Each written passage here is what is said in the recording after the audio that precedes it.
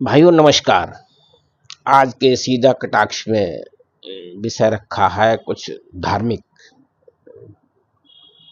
है धार्मिक विषय है कि आपने अक्सर सुना होगा कि बहुत से लोग कहते हैं कि भाई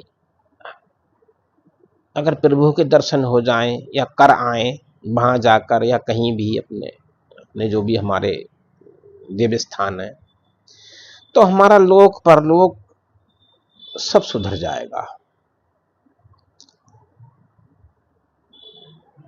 अच्छी बात है, हर किसी को अपने देवी देवता या आराध्य देव में पूरी श्रद्धा और पूरा विश्वास होना ही चाहिए, क्योंकि कोई तो ऐसी शक्ति है जिसके सहारे ये दुनिया चल रही है, सब कुछ चल रहा है। तो विश्वास और श्रद्धा तो बहुत जरूरी है ही। लेकिन यहाँ सवाल ये उठता है कि क्या केवल दर्शन करने मात्र से ही सारे काम बन जाएंगे? मुझे ऐसा नहीं लगता है, इसीलिए मैंने ये विषय चुना। क्योंकि अगर केवल दर्शन मात्र से ही जीवन सफल हो जाए या लोक परलोक सुधर जाए तो फिर दर्शन तो अपने श्री कृष्ण प्रभु जी ने भी दुर्योधन को महाभारत में साक्षात दिए थे, ऐसे ही नहीं, साक्षात आकर। क्या हुआ? अगर दर्शन मात्र से ही काम चल जाता तो उसका अंत में क्या असर हुआ ये सभी जानते हैं। तो कहने का मतलब ये है कि भाई केवल दर्शन मात्र से ही काम तो नहीं चलने वाला है। हमें आपको उनके बताए हुए मार्ग पर अपने आप को उनके शरणागत करते हुए बताए हुए मार्ग पर चलना भी होगा। तब तो शायद कुछ बात बन सकती है।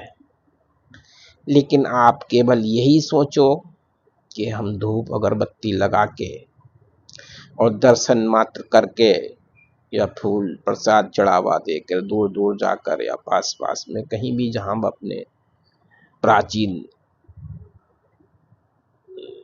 देव स्थान है जाना चाहिए। लेकिन बताए हुए मार्ग पर, सदमार्ग पर चलना भी जरूरी है। तो यही मेरी समझ में आया आज कि भाई दर्शन भी करो और उन बातों को भी जीवन में उतारने की या उन पे चलने का प्रयास भी करो। तो इसीलिए इस पे चर्चा रखी थी आज की। अच्छा, दूसरा, जब धार्मिक प्रसंग चल ही रहा है तो एक विचार मन में और आया था। अपने पूजनीय संत हैं प्रेमानंद जी, उनकी वो काफी देखता हूँ वीडियो, तो उसमें वो किसी प्रवचन में कह रहे थे कि उन्हें वो किडनी रोग से पीड़ित हैं। तो मैं तो महाराज जी से यही प्रार्थना करना चाहूंगा कि हम आपकी दीर्घायु की कामना करते हुए आपसे प्रार्थना कर रहे हैं कि आप जल्द से जल्द उस रोग का उपचार करवाएं, क्योंकि आपके भक्त करोड़ों हैं और आपकी कही हुई बातों का वो अनुसरण भी करते होंगे। ठीक है, आपका तो ठीक है, आप पे तो राधा रानी जी की कृपा भी है, सब कुछ है। लेकिन जो भक्त जो ग्रस्त जीवन गृहस्थ आश्रम में गृहस्थ जीवन जी रहे हैं, उनके पीछे तो उनकी भाई पूरी, उनके ऊपर तो पूरी उनकी फैमिली आश्रित होती है। अगर इसी तरह का कोई रोग या किसी भी तरह का कोई रोग से अगर कोई भक्त पीड़ित है या हो जाए और वो भी अनुसरण ऐसी बातों का करने लगे कि हम तो भाई राधा रानी की कृपा पर हैं, तो मुझे लग रहा है अगर वो रोग गंभीर श्रेणी में पहुंच गया तो फिर गंभीर श्रेणी का इलाज कराना तो अच्छो बस की बात नहीं रहती है। अच्छे लोग भी बेबस हो जाते हैं। तो मैं यही कहना चाह रहा हूं, आप अपने प्रवचनों में इस बात पर भी थोड़ा सा निर्देश या जो भी आप प्रवचन देना चाहें भक्तों को, भक्तों से कहें कि भाई कोई भी बीमारी हो आप तुरंत उसके उपचार का प्रबंध करें,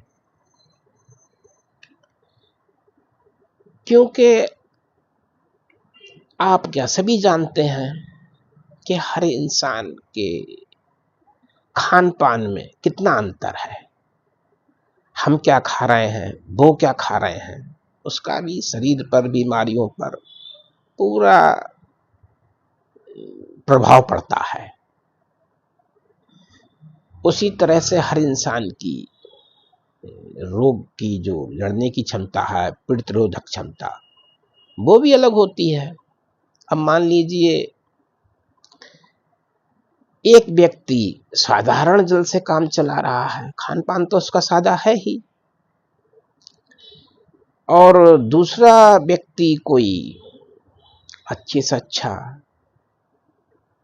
फल फ्रूट, ड्राई फ्रूट वगैरह जो भी अच्छे से अच्छे खान पान हो सकता है उसका उपयोग कर रहा है, तो क्षमताओं में तो असर होगा ही।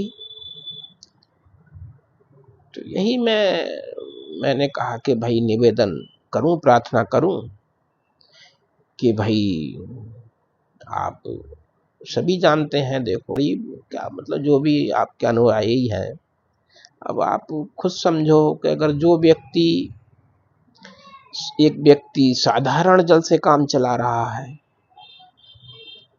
और दूसरा व्यक्ति 50 रुपए लीटर से भी महंगा जल ग्रहण कर रहा है, तो उसकी और उसकी आपको प्रतिरोधक क्षमता है या बीमारियां हैं या जो भी हैं, रोग हैं, तो उसमें और उसमें लड़ने की काफी भिन्नता पाई जाएगी।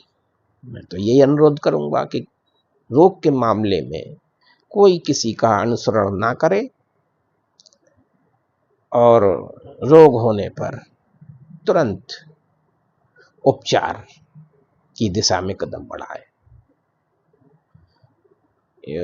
भक्ति भावना अपनी जगह अच्छी है, वो होनी चाहिए, ये हमारी प्राचीन परंपरा भी है, लेकिन अगर कोई रोग हो जाता है तो वो परिवार पूरी तरह से समस्याओं में घिर जाता है। उससे बचने के लिए ये सावधानी भी जरूरी है। तो मेरी समझ में यही आया कि भाई मैं तो इसी तरह की बातें जो समझ में आ जाती हैं उन पे चर्चा कर लेता हूं कि भाई अगर 100-200 लोगों में 1-2 लोग भी अगर इस बात को गहराई से लें और समझें, अगर सही आपको सही बात लगती है तो उस पर विचार करें, अन्यथा तो सब अपनी मर्जी के मालिक हैं ही। तो भाई आज के सीधे कटाक्ष में यही विषय मेरी समझ में आया, यही मैंने रखा। बाकी फिर मिलेंगे किसी दूसरे विषय के साथ। तब तक के लिए जय हिंद, जय भारत।